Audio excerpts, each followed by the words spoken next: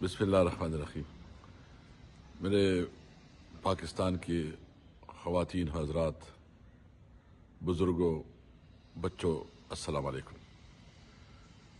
کل ہم نے اپنے الائنس کی طرف سے یوم سیاہ کا اعلان کیا ہے. یوم سیاہ بنیادی طور پر جو ہمارے بنیادی حقوق ہے اس کے اوپر جو ڈاکہ ڈالا گیا ہے، اور ہمارے بنیادی حقوق اس وقت باطل ہے، نہ ہمارے انسانی حقوق پروٹیکٹڈ ہے، نہ ہمارے قانونی حقوق. جو 26ویں اور 27ویں آئینی ترمیم پاس کیا گیا ہے، یہ صرف اور صرف اشرافیہ کے لیے گیا ہے. یہ اسمبلی، یہ پارلیمنٹ مکمل طور ناکام ہے، کیونکہ یہ عوام کا منتخب نمائندہ پارلیمنٹ ہے نہیں، اور یہ حکومت عوام کا نمائندہ حکومت ہے نہیں.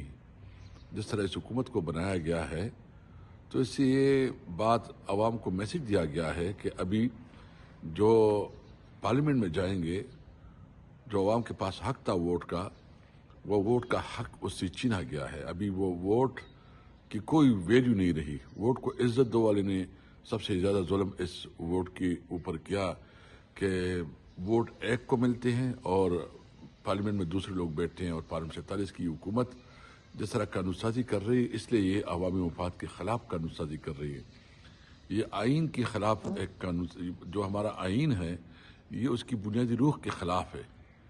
اگر آپ نے اپنے حقوق کو پروٹیکٹ کرنے ہیں، اگر آپ نے سمجھنا ہے کہ ہم نے ایک باعزت شہری زندگی گزارنی ہے، تو اس کے لیے ضروری ہے کہ کل آپ آواز اٹھائیں. آپ جس طرح اٹھا سکتے ہیں. آپ مسجد کے بعد اکیلے ہوں، چند لوگ ہوں، کالا جھنڈا اٹھا کے آپ اپنے احتجاج ریکارڈ کروائیں، اس کی ویڈیو بنائیں، اور دنیا کو بتایا کہ ہم اس تمام جو ظلم ہو رہا ہے اور ناجائز حکومت ہے، جو قانون سازی کر رہی ہے، جو فیصلے کر رہے ہیں، جو اس دور میں جو مہنگائی جتنی بڑھ گئی ہے، جو عام شہریوں کی زندگی اجیرن بن گئی ہے، 2 وقت کی روٹی نہیں مل رہی، روزگار نہیں مل رہا، سب کچھ چھین گیا ہے، تو عوام کے پاس ایک پرامن طریقہ ہے کہ وہ اپنے مسجد کی باہر، اپنے حجرے کے باہر، یا کہیں روڈ پہ جہاں بھی ہو سکتا ہے، کالے جھنڈے کے ساتھ کر اپنا ویڈیو میسج دے، آواز اٹھائیں.